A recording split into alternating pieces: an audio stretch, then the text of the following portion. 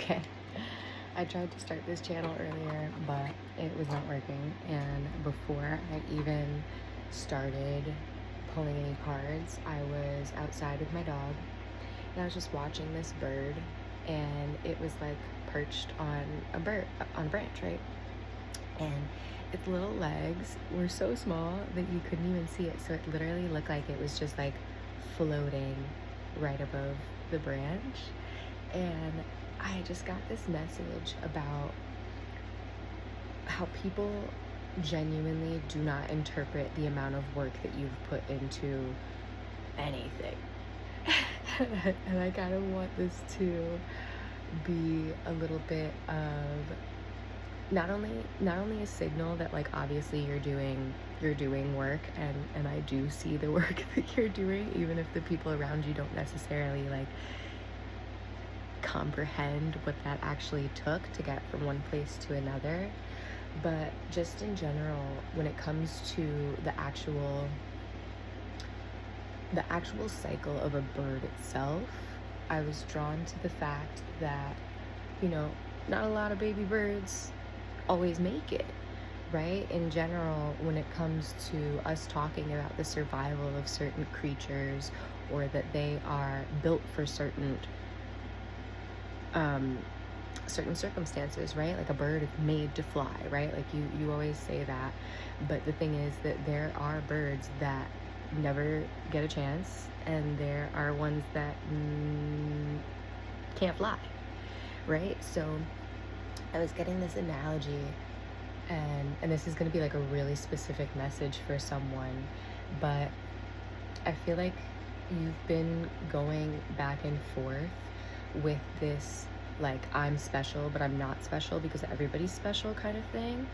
And I want to just pull it apart a little bit, because I feel like in this particular analogy, when you're just using the case of birds, right? You were like legitimately just talking about the likelihood that a baby bird will survive, a likelihood that there are no predators, that, nothing happens to the parents, nothing happens to the environment, like everything is okay, and this bird's gonna be fine, and it's gonna fly, and it's gonna go off to have its own little family one day, and then that little family is gonna have families, right? And essentially, that's always the cycle that we see, right? That's the successful cycle. That's what it's actually supposed to look like. But what I want you to focus on a little bit more is actually seeing that that cycle itself is special, right? Even though it's like what's supposed to happen, the point is that it doesn't always happen. So when it doesn't happen,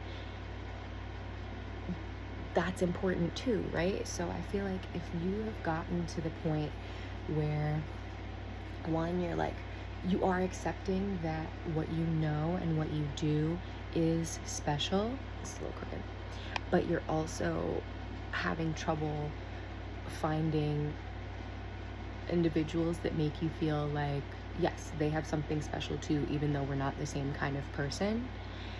And I'm just getting this aspect of, like, it's okay to feel like you're special. Like, it's okay to feel like you're the bird that made it out of the nest, or you're the one that survived. Like, that's a reality, right? So I feel like when we get this is the full picture. When we get that part that is like, okay, now we're essentially all of the birds that did survive and did make it out of the nest. No matter how traumatized or injured or dysfunctional we may seem or feel on the inside, that's what it looks like on the outside. So I feel like we get this analogy of community and society that's supposed to function in a certain way. But then when you have individuals that don't function that way, you shame them. And then when you have people that function better, or the way that it's supposed to be, they're not special, right? So I feel like we had kind of just devalued this aspect of 444, of this foundation in general, where it comes to, you are fundamentally special, right? But we've been taught to compare ourselves and most importantly contrast what we feel our strengths are and what our weaknesses are so that we don't feel special, right? Like specifically the way that we have been programmed thus far, like largely at a whole, is that you're not special, but we need you. And this is a really backwards message, because the reality is that yes, you are really special and we do need you, but we also need to treat you like you're special in some capacity, right? And it's not that you're special and nobody else is, it's that you are special and so are these other people, but you're still different. And you know how they have that, like, that analogy of like, well, if you judge a fish on its ability to fly, then you're gonna think it's stupid, right? You're gonna act like, well, this is the worst fucking, like, this is the worst thing that could ever fly ever, because it's not made to fucking fly, right? But the thing is that a fish is still special. It still has all kinds of abilities that a bird doesn't have. But when you put them in a fucking race, obviously one environment's going to nurture one and one environment's not going to be able to be suitable for the other. So coming back to this aspect of feeling like you're special, and I didn't even pull any cards, but this message hit me because I feel like we have previously, and I think we're getting really good at bringing back the whimsy, the romanticizing our lives, the each moment is special, each person is special, even fucking up on my words is special, right? Like everything about it is unique. And slowing down a little bit more in this, because you're allowed to feel like other people are special too, while simultaneously understanding that you have something special that they do not have.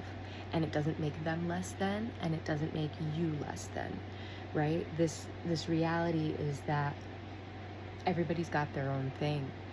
And the reason why so many people feel the need to compare themselves to just a few people or just to everybody in their environment is because we've been taught that being able to fly as a bird, not special. It's not that special, because you're supposed to fly. But when you put a bird up to everything else that can't fucking fly, pretty special. And this aspect in general of you learning to fly, right? I'm feeling like just the visuals of birds in general. I've been really drawn to birds as of late, and I really am a big fan of birds. But if you see the way that they fly, like it almost looks like a visual illusion, because their bodies obviously like stay relatively in the same position, and then it's their wings that do everything. But if you ever see like a hummingbird, which are like amazing by the way, they move so fast that you just genuinely cannot see you cannot see their wings. They look like a fucking hovercraft, just like they look like a UFO. And it's amazing when you think about this ability, because one, not every bird can fly like that, right? Even amongst birds, there are special birds. And even amongst the birds that are within the same species, the same breed, the exact same kind of bird, they're not the same, okay? I just want to emphasize this. You can be very similar. You can have lots of things in common with other people, and you can still be special and you can still be different, while they are also different and special from you.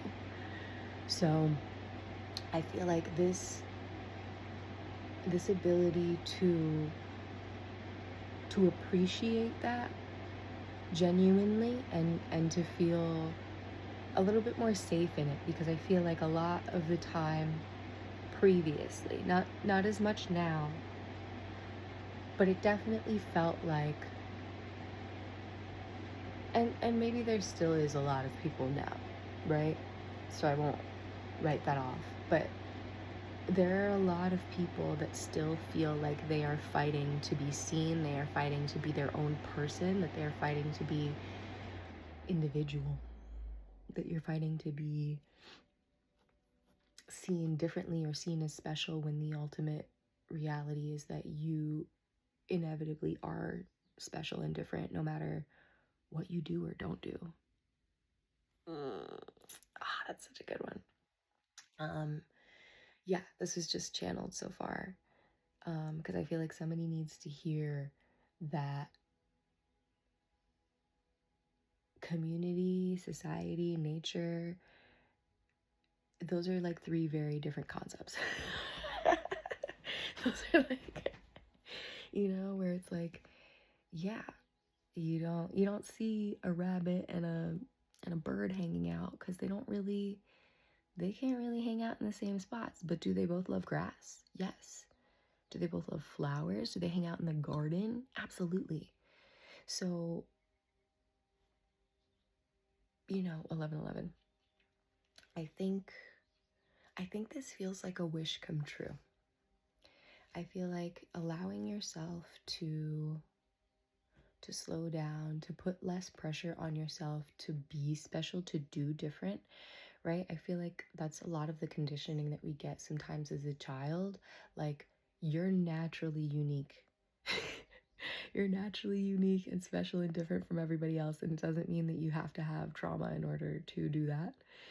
And having trauma from being special and unique as a child is unfortunately not as not as unique of an experience. It is much more common than we think it is, or was, right? I think that in relatively a very short amount of time,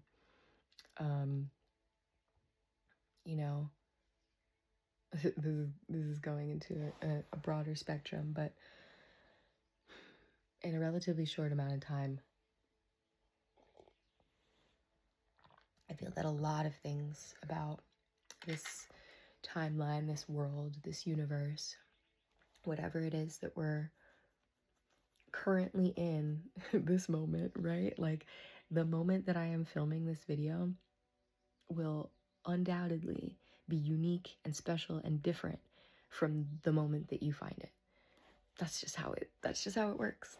But the beauty of alignment is that there's something in these particular times that aligns this, so that it feels connected, and it feels, I wanted to say superfluous, but I don't know that that's the word. It feels contingent. It feels like it feels like it was already moving in this same speed. And I was thinking about this the other day when it comes to like really famous individuals or celebrities or whoever, right? I feel like we have this habit of putting together their timeline of their greatest hits, or what made them like the megastar, right? Like, if you think about Bad Bunny, you're like, oh my God. So one of his last hits, but then the one before that, and then it was this other one, and then this album, and then this one, and then whatever, right? So to us, to the observer, it is linear, right? It went from this to this to this to this. But for him and his experience, it was like a million different things, right? Which I always thought was so interesting as an audience member, to be like, yeah, like for me, I know that I went from loving this song to then the next single that you put out. But the reality is that this single could be one of 100 songs that you wrote in the last 6 months, and then it's only one of 10 that you put on your album. So then it was the first song out of all of those songs that you decided you liked the most. And then everybody else also decided that they liked it the most, because it was also the most recent, right? There's different factors to this that allow time to feel like it is 1444, that it is building on something, that it is steady growth in a way that can be seen from the outside, but you might not necessarily feel that way, right? So it's okay. It's okay. Let's pull a couple cards here, but I'm just feeling the energy of like things have shifted in a major way. I'm filming this on 6/6, by the way. And I feel like this shift has happened in, oh my god, oh my god. Ooh. I got the 3 of Wands and the Hangman.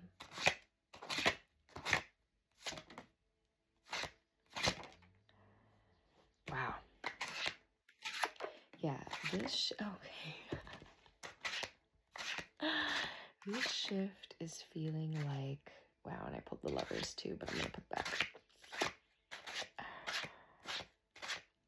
This shift is feeling like somebody who is like quite literally standing on their accomplishments in such a way, but it's not materialistic, right? It's not you being like, oh, I have this much money, or I have, you know, this kind of a car. It is you having,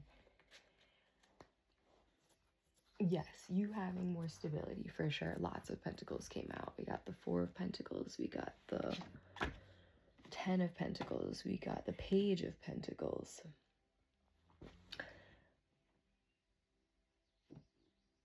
Definitely changing things in your stability and your money in general. But I feel like this is connected to how you feel about yourself. Yeah, we got the 5 of Cups, but it was in reverse. I feel like this was something that you previously did way too much, and not to blame you, right? I'm not shaming you on how you felt about this or how this has treated you, but I do feel like this is tied to a childhood wound, specifically being like really harshly judged and criticized for like basically everything. You couldn't breathe right, you couldn't eat right, you didn't sleep right, like nothing you did was correct. So at this point you were like really stuck in this moment of just feeling like constantly reflecting on what you've done and just always feeling like it's never enough, like it's always you know, the 2 steps forward, 5 steps back kind of thing. And there's a part of you now that has, one, given yourself some credit for not doing that to yourself anymore. 5 of Cups and 5 of Wands. Yeah, I feel like in general this was like a lot of fighting in your childhood, just like the kind of parents that just blame everything on you, like you're making me angry, you're making me upset, like you made this mess, you did that. Maybe just like a lot of deflecting in general and projection when it came to your parents and your family, siblings, other family members, close family, like cousins and aunts and uncles and things like that. Even your grandparents, which, let's be real, it's all their fault. No, I'm kidding. It's not all their fault, but yeah, there are aspects of that life that were absolutely their responsibility to change, and that didn't happen. So I think this perspective shift in general that has you here in this Hierophant energy, feeling like, one, the observation of behavior and impact is a big fucking deal, okay? Not everybody does that. That is also special. That is also different, right? So I think that this aspect of turning inward, but also paying attention to your surroundings in a way that is not not just condemning them, like you are evaluating these things to see what truly expands you. And it's not like oh, you didn't expand me, I hate you, right? This is a like, oh, okay, so I have to see that this, excuse me, and the air conditioner turned on at the same time. 2020. Ooh, 2020. Yeah, I think this is like a hindsight is 2020 kind of thing. Like you are in a place where looking back is not the Five of Cups anymore. Yeah, now you looking back with like a completely changed perspective on this is bringing in the stability, right? Because there's a very different energy and takeaway when you look back at your past. And yes, you can absolutely blame your parents for that thing, right? But then there's also a big difference when you look back and you see that thing that you blamed your parents for that was like definitely their responsibility to act differently, and then you're just like, wow, I can forgive myself for that. Like that wasn't me. You know, all this time that you blamed your behavior on me, or all of this time that you were really critical of me, and I had internalized it thinking that I had done something wrong and that I needed to be corrected, right? And that was where this Five of Cups energy was, of you just feeling like literally the weight of your past, all of these things just darkening and dampening going forward, right? Where it's like, yeah, like the more days you live, you're gonna have more past, right? And the thing is that kind of childhood really sets things up in such a way that, quite frankly, we already know is damaging. I don't need to say that. 2222. But really, more importantly, and not more importantly, but very importantly, is the foundation for all of your partnerships going forward. And when I say partnerships, I do not mean solely romantic partnerships. This is your business partners. This is the jobs that you work at. This is the co-workers that you hang out with. This is the friends that you make. This is the romantic partners. This is the every person that you accept in your life. And the second that you meet somebody that's hypercritical of you, you start to think, oh, they're trying to help me. Or you meet somebody that blames their behavior on you, and you're like, oh, maybe I didn't make them act like that. And that's really the part of this that you're changing perspective on, because once you finally let go of the blame, not only that you placed on yourself, but that you also placed on your parents, you will see these dynamics as they come to you so much more clearly. Like when somebody genuinely just puts you down and they don't actually have any good advice, that looks pretty clear, right?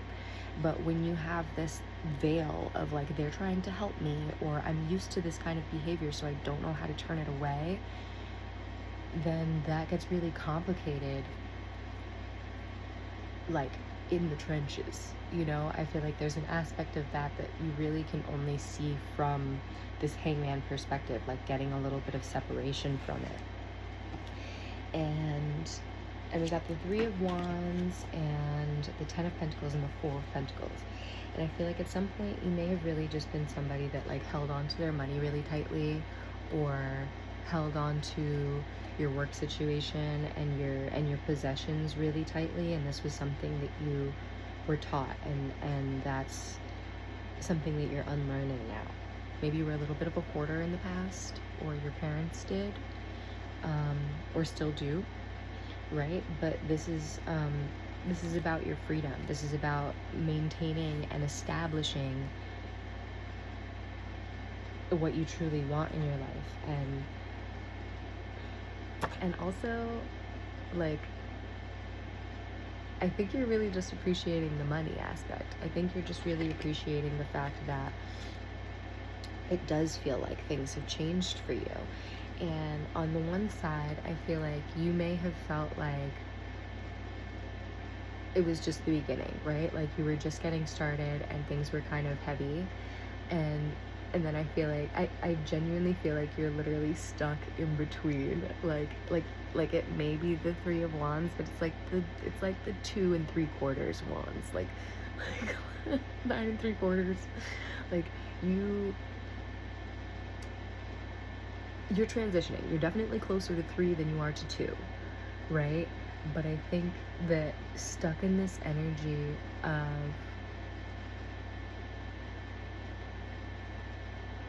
it was such a battle to get here, right? And I think that this appreciation here has you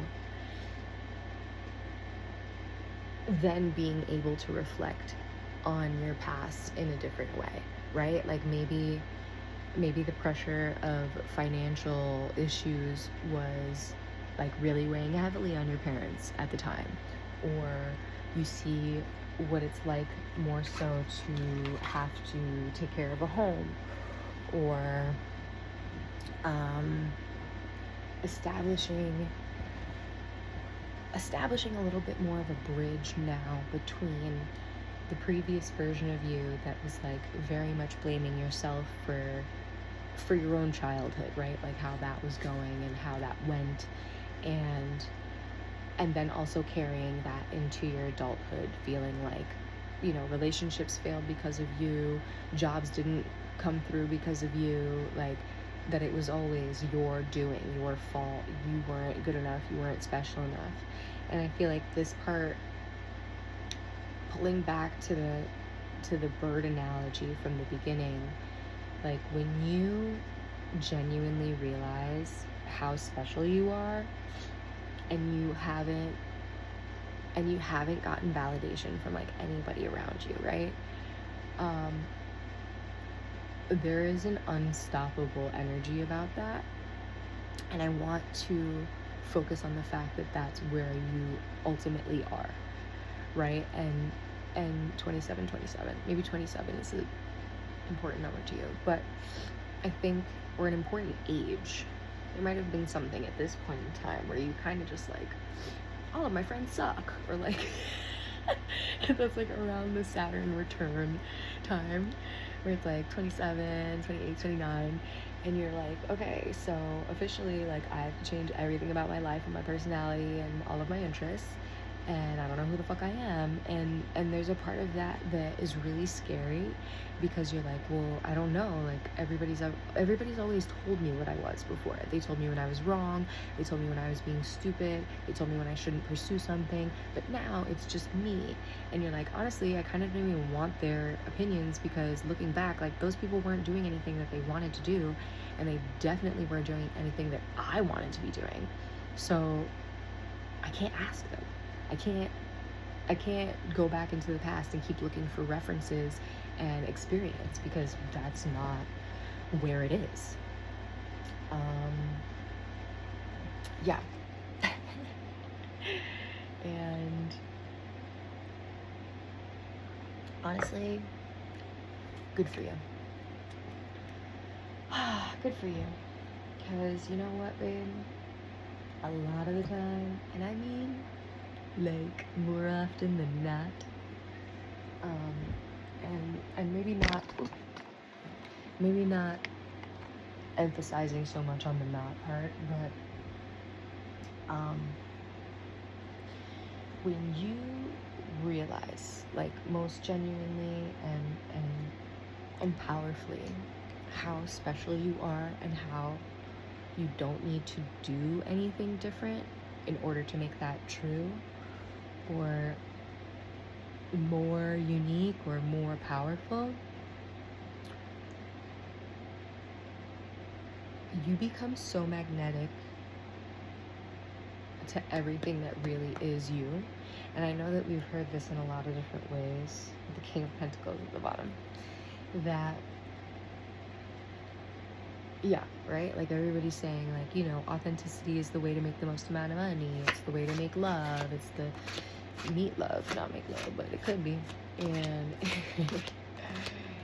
and it is this kind of merry-go-round of people telling you things that you need to do or you need to have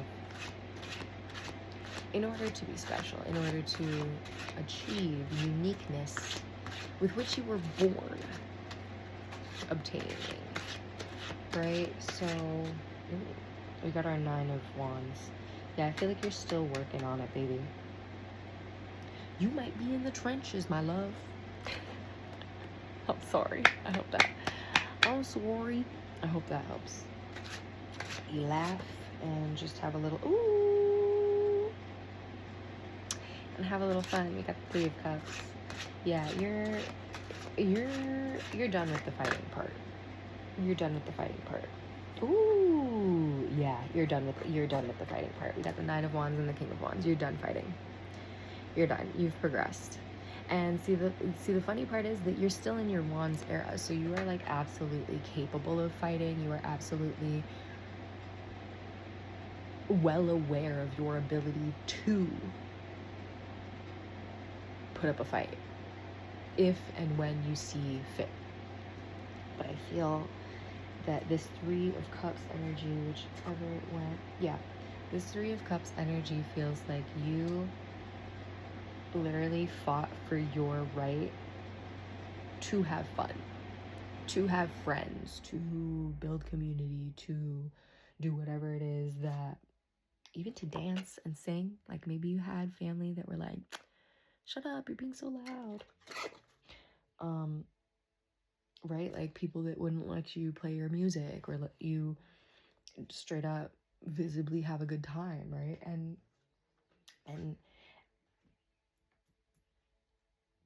I really liked that.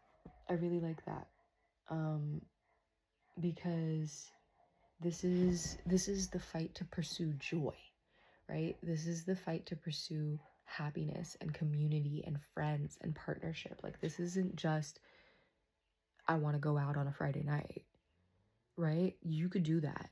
That's not fulfilling. That's not something you had to fight for. Like this is about feeling joy. This is about having friends. This is about doing things on your own and allowing it to fulfill you, to bring you joy. And also, maybe you had some of those parents that were like, if I'm upset, you have to be upset. If I'm happy, you have to be happy. Like you are not allowed to feel differently than me, right? And a lot of the times that's also kind of what squashes our different but special energy, because our parents want us to be extensions of them, right? Every mood, every tummy ache, every fucking sleepless night is adopted by the child now, as opposed to the parent being there for all of their tummy aches and all of their sleepless nights, right? And that's how children become caretakers for their parents. And if you're seeing this message and you're already through this part, you know what that was like. Yeah, the 5 of Swords. It was a constant battlefield. You were always in your head, and especially when you have adult parents that don't take care of themselves. And the reality is that adults that become parents that need their children to be their caretakers are not adults that take care of themselves. So when you have this as like a situation that says, okay, you're basically always going to need me, right? Like the parent becomes the baby. You're always going to be hungry, you're always going to be tired, you're always going to need to poopy, you're always going to need a bath, you're always going to need, right? And it creates this dynamic where you think that you need to fulfill this and you don't. And you never really were supposed to, right? And I think that that's the part that you're in now. We have the 5 of Swords and the 8 of Swords. So I feel like in general, you may have just been like a little bit blindsided by your own childhood in general. And you know, trauma will do that to you. Especially when you blacked out all of the painful parts, and then you're like, yeah, no, my childhood was fine. And then you slowly start to like piece out those little puzzle pieces, and you're like, wait a fucking second, I can't remember any of my birthdays. I can't remember a single fucking sleepover without like drama. I can't remember any of my parents at my fucking baseball games, right? And then there's aspects of that start to like kind of unravel. And I think you're still in it. So we have the Knight of Pentacles and the Page of Wands. And this is a moving energy in general. I feel like you may still be actively going through this, but you have absolutely started this work. Like you are well beyond the beginning and the middle and 35, 55. Like you are at a point where not only have you just genuinely changed so much about yourself that things pick up for you so quickly. And especially once you've made this decision and you had enough evidence behind you, and there was just this part of you that was straight up screaming to be like, I'm so tired of feeling like everything I do is wrong. I'm tired of feeling like these people are never happy with me, or feeling like I'm always fighting and never winning, right? Like this isn't like there's no real winners in war kind of shit, because the reality is that there isn't. Even if you were being baited by people, even if there was some miserable person that kept poking at you, that's not a winner. I want to say that one more time, because I think that we really misconstrue this sometimes, especially when it comes to trauma. Like that narcissist, that individual that abused you or traumatized you, like they didn't win. They didn't win. Even if in that moment it felt like you lost, they were not winning. They were not winning. And this reflection for you is really important, because I think if you start to understand that the ultimate win is connection, the ultimate win here is progress and expansion. And regardless of whatever you believe the purpose of these people on your path are, because you know, sometimes it's helpful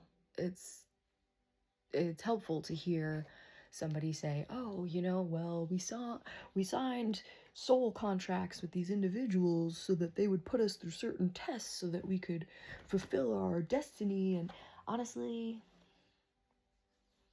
I mean, okay, but not super fucking comforting.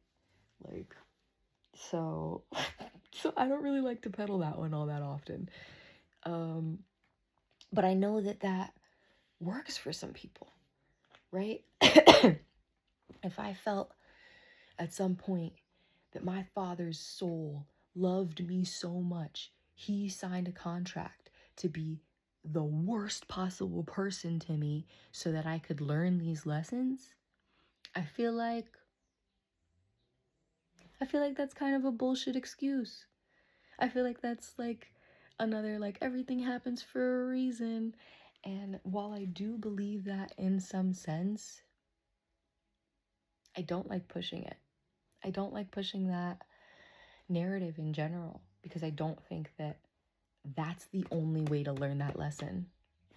I just don't. I think there's infinite ways that you could have learned something. I think you could have had a really shitty boss. I think you could have had a bad boyfriend. I think you could have had a teacher that was an asshole. And it didn't have to be your father. It didn't have to be your sister. It didn't have to be your family. And that's just a personal ideology. I'm not pulling it from anybody else. I'm just saying, for me, for my experience with the cosmos, for my experience with souls and intervention in this sense, that feels like I was always destined to be hurt by these people. Like, I kind of feel like that's a bullshit reason.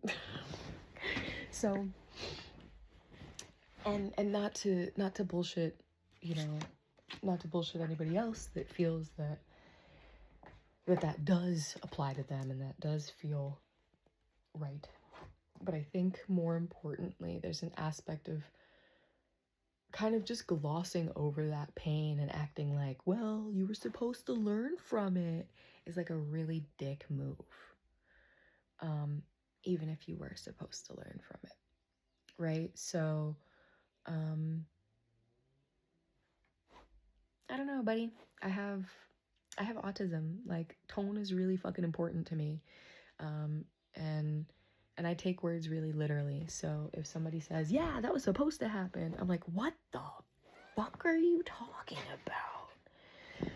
So I disagree. I respectfully disagree. I don't think that was supposed to happen to you, but I think that eventually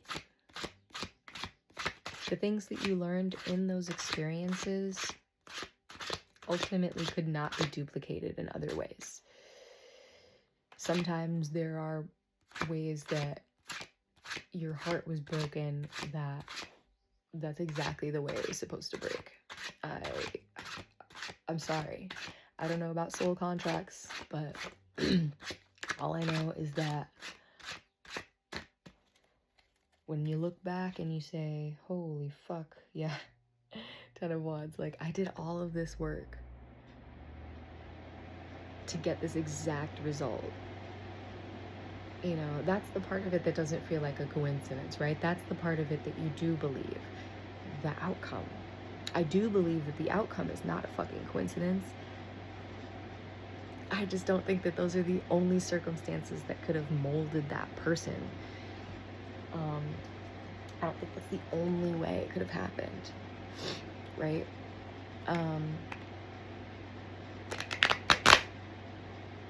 So, we'll see about that. We'll see about that. But in general, I feel like this collective has seen and felt some really heavy shit. And you've done a lot of it on your own.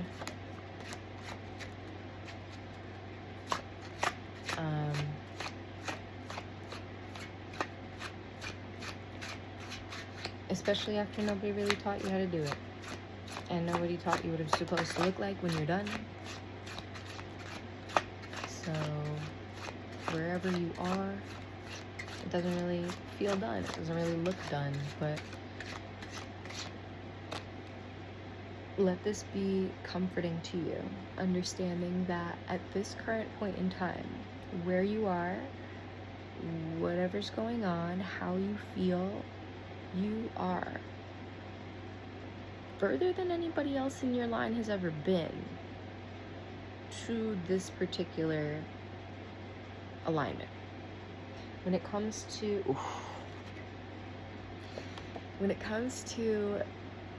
signing up for the hardest possible lessons in your bloodline, in your fucking neighborhood, in your surrounding areas, like whatever it feels like, I feel like you have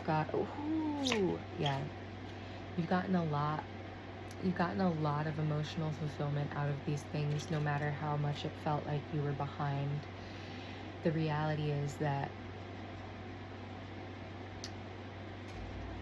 you, one, are not behind ever, but that you were doing this comparison of, you know, who's faster, the bird or the fish. And it's like, well, it depends on where you have them race, right? Like, the circumstances matter. So understanding that you were competing with others in fields that they were only focusing on. Meanwhile, you were doing a million different other things, and then you're like, oh no, I'm behind. But but you're doing 10 other things.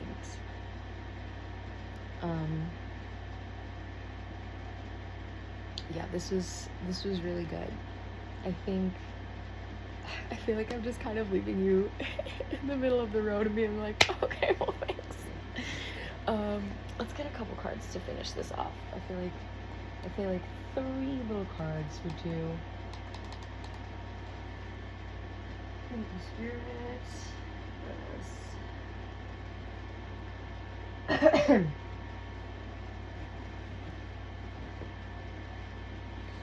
Yeah, I think we have approached a new chapter that feels energetically like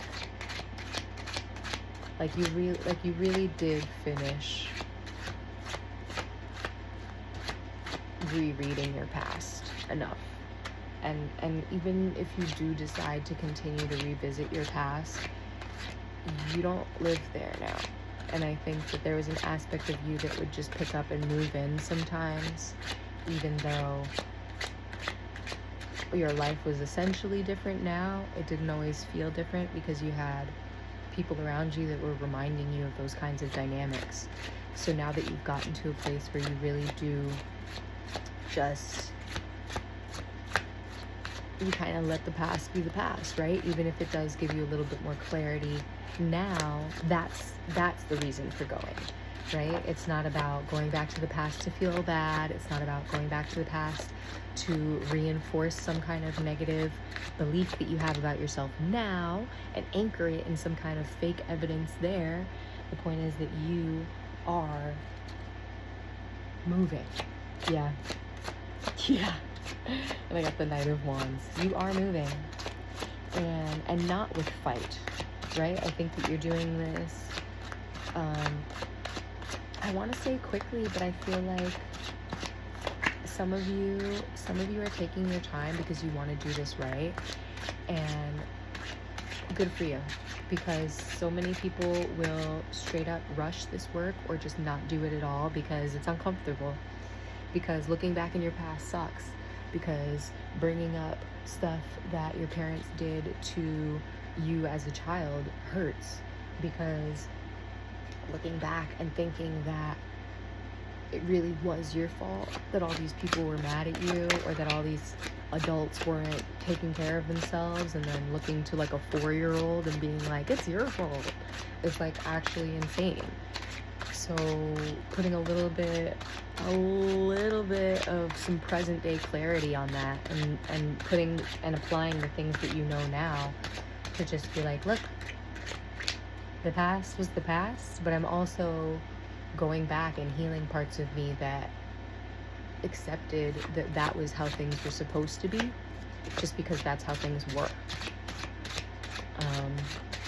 And also, accepting those people and letting them act however they acted that was essentially inappropriate at that time, and it's inappropriate now. All right, one more card. Spirit, let me know. Okay. Ooh. Yeah, I feel like your intuition was blocked because of this for a really long time, because of how you grew up, how you played, how you were taught to play, how you were taught to trust yourself last. You were taught to trust yourself last. You were taught to take everybody else's word over yours. And I'm seeing you now more so in a place that just calms you, heals you. Maybe you've been spending more time like looking up at the moon, sitting with your dog, your fish. I see a lobster. Ooh. Yeah, we have the Tower sideways and the 4 of Cups. Yeah, I feel like you have changed so much just in the last year. But then, like, really, when you put all of that together and you're like, okay, let's do your, you know, Bad Bunny timeline, right? Where it's like, okay, well, like a year ago, my greatest hit was like going no contact, or like my greatest hit was not letting people talk to me like this. And then, you know, 5 years before that, it was that I stopped drinking and I stopped wasting all my time with people that weren't supportive, right? And then before that, I was like, I'm not gonna work at this place because my boss is a dick, right? And when you put all of those things together, you start to see the linear timeline of you actively stepping up for yourself, you actively making these changes to be like, you're not gonna treat me like that, you're not gonna talk to me like that, and I'm just gonna fucking walk away. And it got stronger and stronger, so that when you hit these tower moments, you're like, oh fucking finally I can leave. It was not even a surprise anymore. And I think at this point, it even felt like a blessing to be getting these tower moments in places that were not fucking working for you. So when you were like, oh, great, now this person that I thought was like a really good friend of mine is fighting with me about something stupid, but now it feels like a blessing because this is the kind of person that was always fighting with me over something stupid, right? You're like, oh, great, you know, this is a blessing.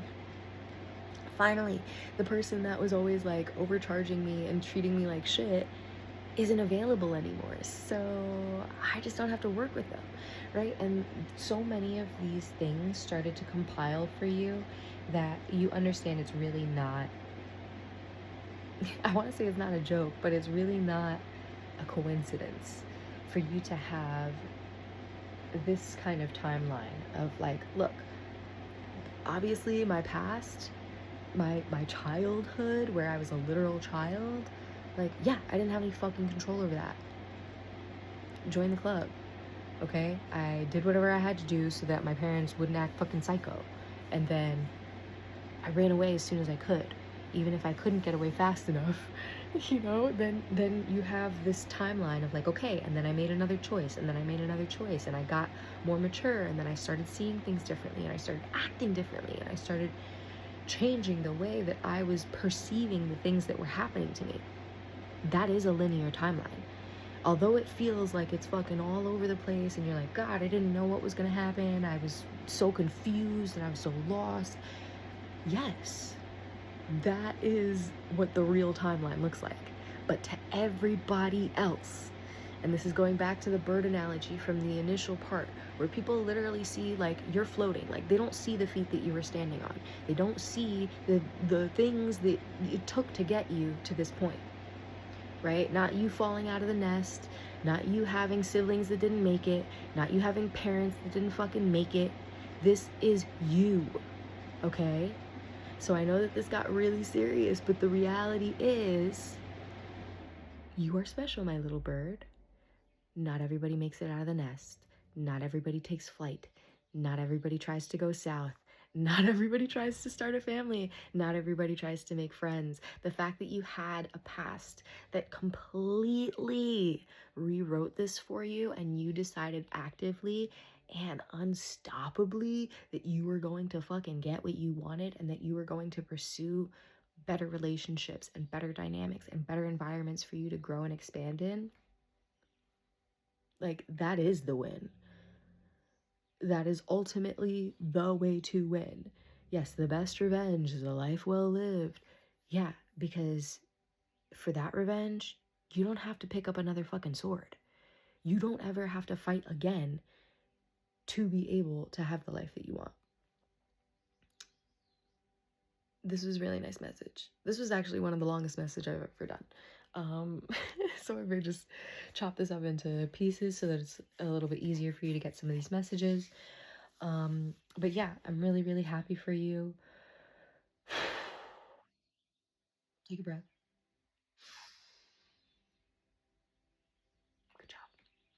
You did a really good job. And when I say this is just the beginning, I mean this is just the beginning of the fun part.